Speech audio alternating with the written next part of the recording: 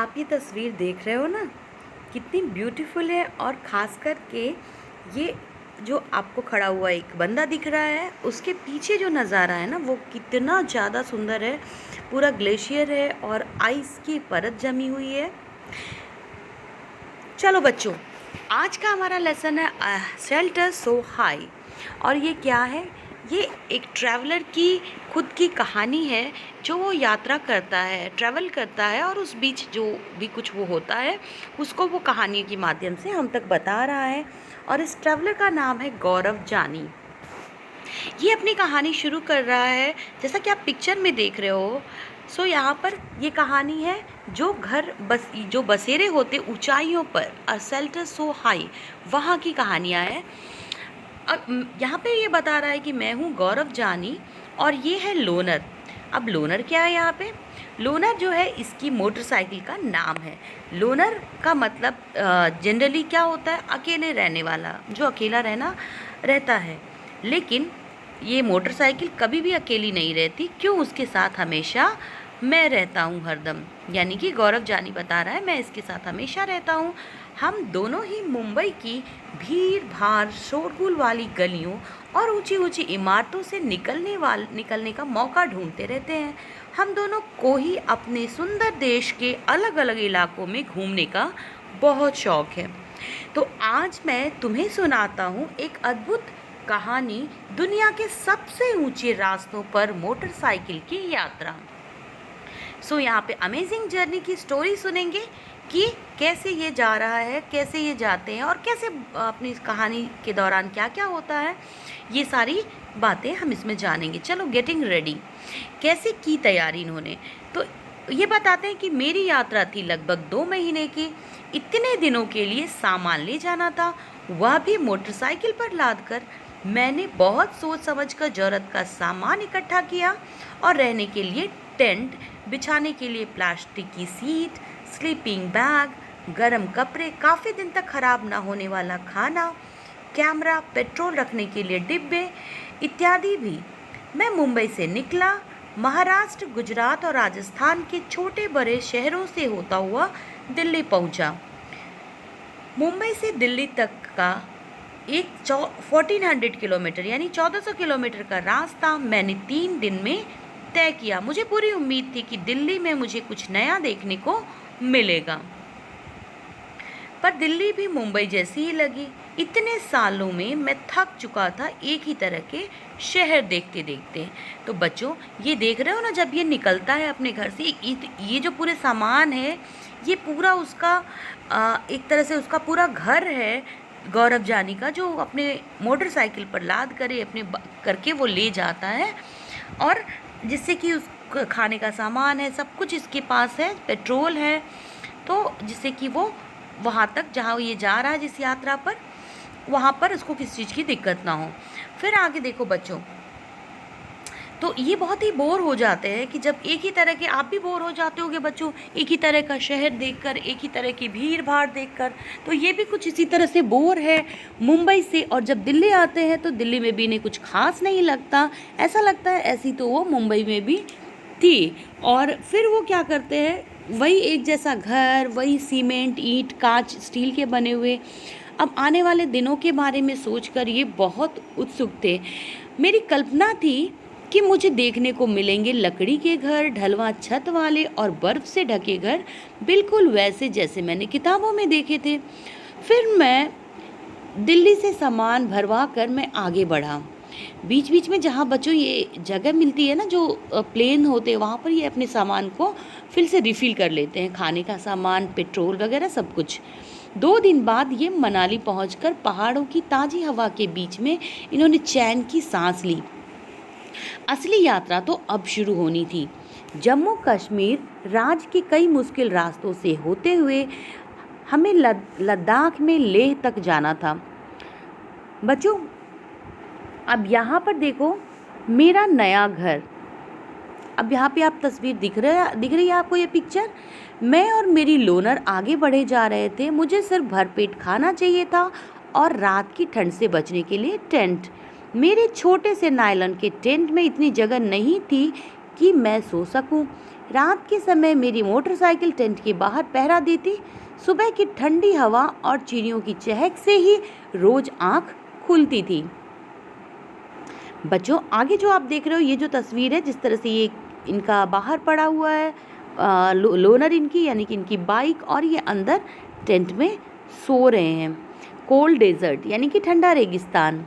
बच्चों, यहाँ पर आपने रेगिस्तान का नाम सुना होगा। रेगिस्तान क्या होता है? जनरली आपने रेगिस्तान के नाम से आपको रेतीले गर्म हवाएं याद आने लगती है, लेकिन बच्चों यहाँ लद्दाख के पहाड़ों पर इतना सूखा माहौल है कि वहाँ पेड़ पौधे उग ही नहीं पाते, और सभी रेगिस्तान गर्म नहीं होते बच्चों। कुछ रेगिस्तान, कुछ डेजर्ट जो होते हैं ना, वो कोल्ड होते, जैसा कि लद्दाख का आप देख रहे हो। तो आखिरकार मैं और लोनर लेह पहुँच गए। अजब अनूठा था यह इलाका, सूखा, समतल और ठंडा रेगिस्तान। लद्दाख में बहुत ही कम बारिश होती है। यहाँ दूर दूर तक दिखते थे बर्फ से ढके पहाड़ और सूखा ठंडा मैदान। लेह शहर एक बहुत ही शांत गली में के सफ़ेद पत्थर और सुंदर मजबूत घरों को इसने देखा। थोड़ा आगे बढ़ा तो कुछ बच्चे झूले यानी स्वागत यानी कि झूले का मतलब होता है स्वागत करके मेरा पीछा करने लगे। वो लोनर को देखकर बहुत हैरान थे। सभी मुझे अपने घर ले जाना चाहते थे, ताशी के घर पर, at the home with Tashi. बच्चों, यहाँ पर देखो, ताशी का जोर चला और मुझे खींचकर अपने घर ले गया। ताशी एक बच्चा है जो क्या करता है, गौरव को खींचकर अपने घर ले जाता है। तो वो देखते हैं कि उसका घर 2 मंजिला था, पत्थरों को काटकर एक के ऊपर एक रखकर बना था।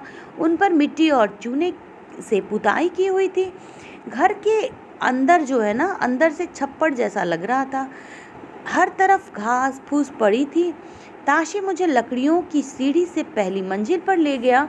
उसने बताया कि वह और उसका परिवार ऊपर की मंजिल पर रहते थे। नीचे की मंजिल पर जानवरों के रहने की जगह थी और ज़रूरत का सामान इकट्ठा करके रखते थे, क्योंकि सर्दी के दिनों में अक्सर इनका परिवार भी नीचे की मंजिल पर जानवरों के पास ही रहता था। नीचे की मंजिल में कोई खिड़की भी नहीं थी। छत को मजबूत बनाने के लिए पेड़ों के मोटे तने इस्तेमाल किए हुए थे। फिर ताशी मुझे घर की छत पर ले गया। आसपास का नज़ारा तो देखते ही बनता था। सभी घरों की छतें समतल थी। कहीं लाल मिर्च सूखने के लिए फैली थी तो कहीं सीताफल और मक्का। किसी छत पर धान के ढेर लगे थे तो किसी पर उपले सूख रहे थे। ताशी ने बताया कि छत उनके घर का सबसे महत्वपूर्ण हिस्सा है। यहाँ गर्मियों में की तेज़ धूप में बहुत सारी फल सब्जी वो सुखा ली जाती है, जो कि ठंडी दिनों में इस्तेमाल की होती है, जब फल सब्जी नहीं मिल पाते। सोचो किन महीनों में होता होगा और क्यों। अब मैं खड़ा वहाँ सोच रहा था कि किस तरह उनके घर का हिस्सा एक खास सोच से बनाया गया था, बिल्कुल वहाँ के मौसम और लोगों की ज़रूरत के अनुकूल। मुझे यह समझने में देर नहीं लगी कि मोटी मोटी दीवारें, लकड़ी के फर्श और लकड़ी की छत जो है ना, ठंड से बचाते होंगे। बच्चों, ये तस्वीर जो देख रहे हो ये वहाँ के घर की है। लेह के घर ऐसे ही होते हैं। देखो, people living on top of the world. दुनिया की चोटी पर लोग कैसे रहते हैं बच्चों, कैसा बसेरा होता है लोगों का। अब समय था आगे बढ़ने का। टेढ़े मेढ़े संकरे पहाड़ी रास्तों से होते हुए मैं बहुत ऊंचाई पर जा रहा था। कहीं सड़क तो कहीं बड़े पत्थर। लोनर का चलना मुश्किलों से भरा था। तो अब मैं चांगथांग इलाके की ओर बढ़ रहा था। लगभग 5000 यानी कि 5000 मीटर की ऊंचाई पर बना यह मैदानी इलाका बिल्कुल सुनसान और पथरीला था। इतनी ऊंचाई पर बना यह मैदानी इलाका बिल्कुल सांस लेने में यहाँ पर मुश्किल हो रही थी। मेरे सिर में दर्द होने लगा और बहुत कमज़ोरी महसूस होने लगी। फिर धीरे धीरे हवा में सांस लेने की आदत सी पड़ गई। कई दिन तक यहाँ मोटरसाइकिल पर घूमता रहा, लेकिन दूर दूर तक कोई भी दिखाई नहीं पड़ता था। ना ही कोई पेट्रोल पंप, न मैकेनिक। सिर्फ दूर दूर तक फैला नीला आसमान और पहाड़ों के बीच बहुत से तालाब। कई रातें और कई दिन बीत गए। मैं अकेला बढ़ता रहा। फिर एक दिन अचानक मेरे सामने था बड़ा हरा सा मैदान। मैं उसमें चरती भेड़ बकरियां, थोड़ी ही दूर पर मुझे कुछ टेंट दिखाई दिए। मैं हैरान था कि इस सुनसान इलाके में ये कौन लोग थे और क्या कर रहे थे। चंपा। चंपा, देखो बच्चों, यहाँ पर ये जो आप देख रहे हो, चंपा के बारे में जानेंगे। चंपा क्या है? मैं वहाँ मिला नामग्याल से, उन्हीं से मुझे चंपा के बारे में पता चला। इतने बड़े इलाके में सिर्फ 5,000 लोग, सिर्फ 5,000 लोग बच्चों, यहाँ पे देख रहे हो आप, सिर्फ 5,000 लोग। चंपा घुमंतू लोग होते हैं। चंपा एक ट्राइब्स की यूनिट है बच्चों, जो घुमंतू लोग होते हैं, घूमते रहते हैं, ट्रैवलर्स होते हैं ये। और करीब ये घूमते हुए एक ही जगह पर नहीं रहते। अपनी ये जो झुंड होती भेड़ बकरियों की, उस भेड़ बकरियों की झुंड को लेकर पहाड़ों पे से हरे मैदानों तक अपने खाने की खोज में घूमते रहते हैं। इन्हीं जानवरों से उन्हें अपनी ज़रूरत का सामान मिल जाता है, दूध, मांस, टेंट के लिए चमड़ा, स्वेटर और कोट के लिए ऊन, ये सारी चीज़ें। भेड़ बकरियां जो होती है ना बच्चों, इनके पास भेड़ बकरियां ही इनका ऊंचा परिवार, यहाँ पर जो भेड़ बकरियां हैं ये उनके परिवार का हिस्सा होती है, क्योंकि ये इनके झुंड को लेकर हर जगह चलते हैं। और भेड़ बकरियां उतना ही ऊंचा परिवार का स्तर होता है। चंपा जो है ना, खास तरह की बकरियां पालते हैं जिनके बालों से दुनिया का सबसे मशहूर ऊन तैयार होता है, जिसका नाम है पश्मीना। जितनी ठंडी और ऊंची जगह होगी, इन बकरियों के बाल भी उतने ज़्यादा और नरम होंगे। इसीलिए चंपा इतने मुश्किल हालात में भी इतनी ऊंचाई पर रहना पसंद करते हैं, क्योंकि यही है इनकी ज़िंदगी। अब मैं मोटरसाइकिल पर तो अपना थोड़ा ही सामान लाया था, लेकिन ये लोग अपना पूरा घर और सामान घोड़ों और याक पर लाद कर घूमते हैं। जब आगे बढ़ना हो तो ये सिर्फ 2.5 घंटे में अपना डेरा समेट कर निकल पड़ते हैं। जहाँ ठहरना हो वहाँ कुछ देर में ये अपने टेंट गाड़ लेते हैं और तैयार हो जाता है इनका घर। आपका स्वागत है, कहते हुए नामग्याल मुझे बड़े तिकोने टेंट में ले गया। ये टेंटों को रेबो कहा कहते हैं बच्चों, और याक के मजबूत बालों से बुनाई करके चंपा पट्टियाँ बनाते हैं। इन्हें सिलकर जोड़ लेते हैं। ये बहुत मजबूत होती है और गर्म भी। बच्चों, चंपा की भाषा में चांगथांग, आपने अभी वर्ड सुना। चांगथांग एक ऐसी जगह होती है जहाँ पर बहुत कम लोग रहते हैं। तो अलग अलग जगह पर बच्चों अलग अलग वर्ड को अलग अलग भाषाओं में बोला जाता है। तो बहुत कम लोगों के रहने की जो जगह है उसे चांगथांग कहा जाता है चंपा में। और बच्चों, जैसे जैसे हम ऊंचाई पर जाते हैं वहाँ क्या होता है, ऑक्सीजन कम होने लगता है, जिससे हमें सांस लेने में कठिनाई होती है। बच्चों, ऑक्सीजन क्या होता है? ऑक्सीजन जो होता है, ऑक्सीजन को हम जब रेस्पिरेशन करते हो, आप जब ब्रीथिंग करते हो, तो हम ऑक्सीजन को हमारे बॉडी में लेते हैं। और जब आप देखे होंगे कि जब कोई पर्वतारोही ऊपर चढ़ता है तो अपने पीछे ऑक्सीजन सिलेंडर पे ले जाता है। तो बच्चों, बहुत ही वहाँ पर लोगों को अपनी रोजी रोटी कमाने के लिए बहुत कठिनाइयों का सामना करना पड़ता है। द वर्ल्ड फेमस पश्मीना, दुनिया में मशहूर पश्मीना जो है उसके बारे में जान लेते हैं कुछ। माना जाता है कि पश्मीना शॉल जो है ना 6 स्वेटर के बराबर गर्मी होती है, इतनी गर्म पर मोटी बिल्कुल नहीं। ये पश्मीना बनता है पहाड़ी बकरियों के खाल, एक खास तरह की नस्ल होती है जो लगभग 5000 मीटर की ऊंचाई पर रह सकती हैं। यहाँ जो विंटर में जो टेम्परेचर होता है बच्चों, वो 0 डिग्री सेंटीग्रेड से भी कम हो जाता है। अब सेंटीग्रेड क्या होता है? तो सेंटीग्रेड जो होता है 0 डिग्री सी, जो आप देख रहे हो बच्चों, ये क्या होता है? ये यूनिट होता है टेम्परेचर को मेज़र करने का।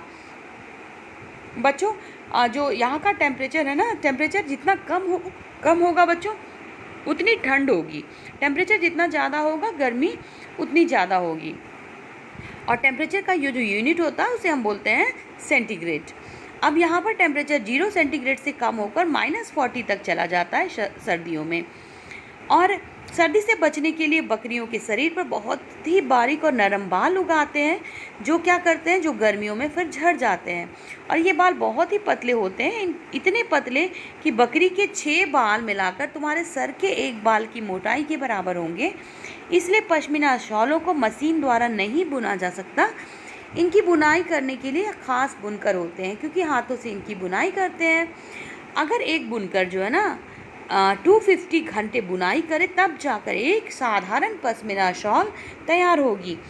इतनी मेहनत, सोचो अगर डिज़ाइन वाली शॉल बुननी हो तो कितने दिन लगेंगे। सिंपल शॉल को बुनने में 250 डेज लग जाते हैं।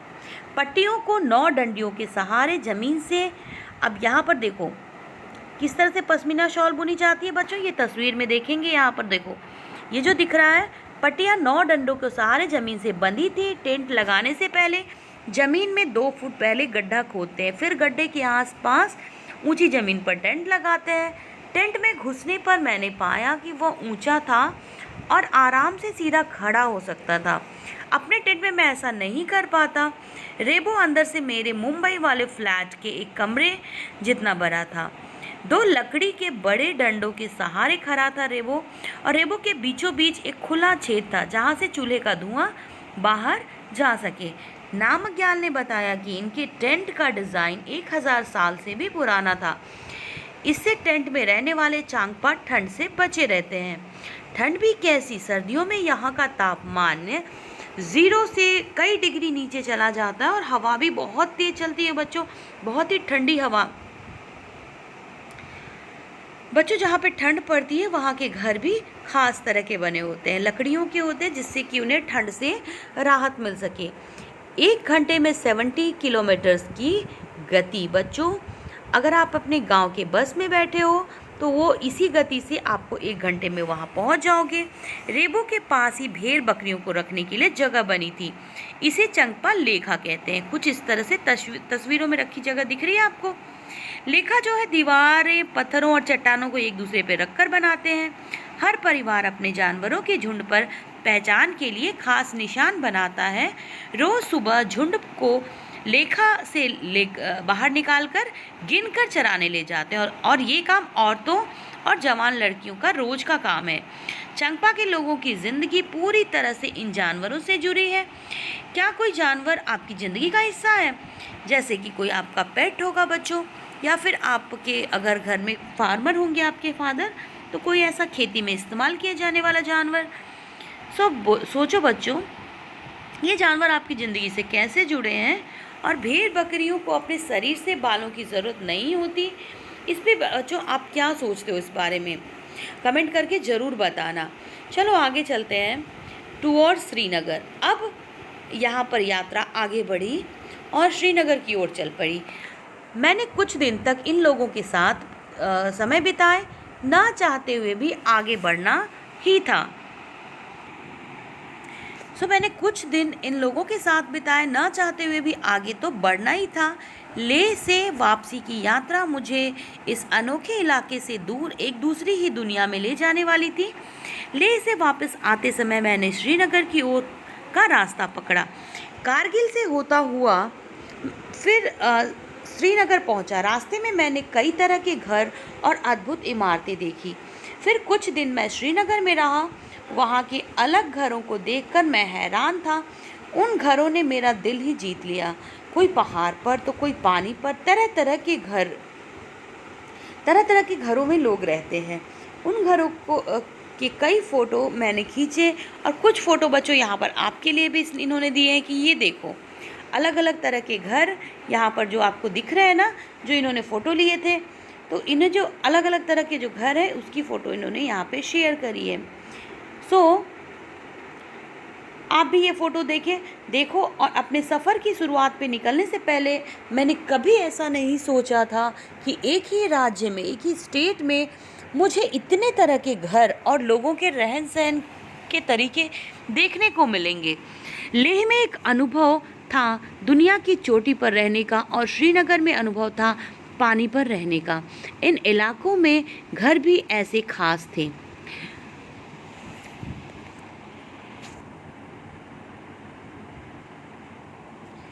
ऐसे खास घर जो मौसम के अनुकूल थे।